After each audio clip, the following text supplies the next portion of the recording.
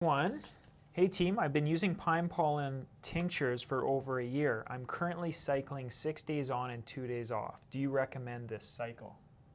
Absolutely. Anything that's an adaptogen that is going to help your body to adapt to extra stress, anything that influences your hormone regulation, the best practice around it is cycling. Be on it for a few days, take a couple of days off. The way I take the pine pollen myself is I basically add it to my teas every day of the week that I work. So it's 5 days on, 2 days off. Cycling is the best way to go with adaptogens. Yeah, I generally feel that's the easiest way to do it. During the week, you have a daily routine.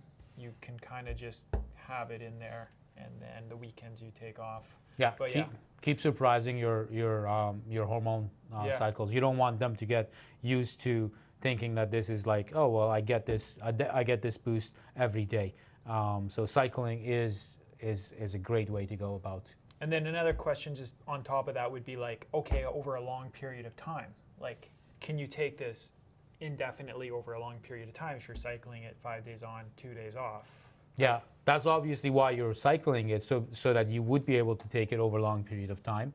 Another way to cycle it is if you're going through a set of like intense exercises, such as this question, if you're cycling, swimming, and you're pushing yourself on the days you're doing it, or if you're prepping for a competition and whatnot, and it's a seasonal thing, and you're going to be doing it 2-3 months, and then after that you're going to have like a short rest and recovery, then you can do it in the preseason exercise and enhanced training period, and then back off from it while you're in your recovery.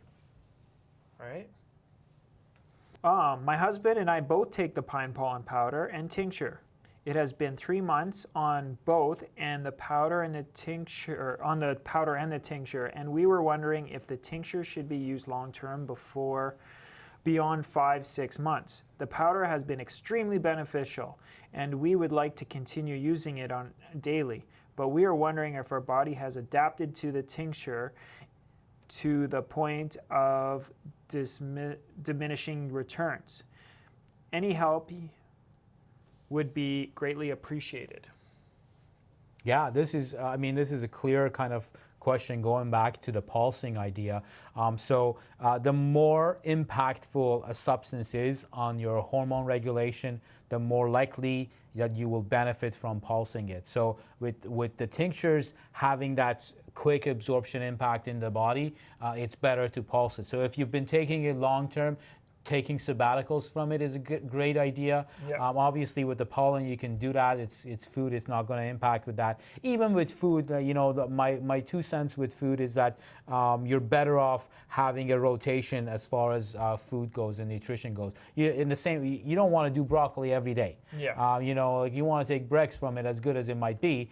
Same thing here. It is impactful. The tincture definitely is impactful if you're doing it long term. Take sabbaticals, do 5 days, 2 days, do 6 days, 3 days, or do like one of the traditional ways of using botanicals is you scale up the dose for the 40 days and you scale down, and then you take off some time. So play around with the frequency and take time off, so that roughly you're taking 5 days on, 2 days off, or 40 days on, 10, 12 days off. And it just sounds like if you're not experiencing a benefit from the product anymore, maybe you should be taking a break from it. Maybe it's just a natural way your body's saying, like, listen, this is not benefiting me anymore. Yeah, I've heard that message so many times. Like, I'm not recognizing it anymore. Yeah. Give me a little bit of a space so that I can recognize that message. Give me a break and we can get back to this later when I need it again.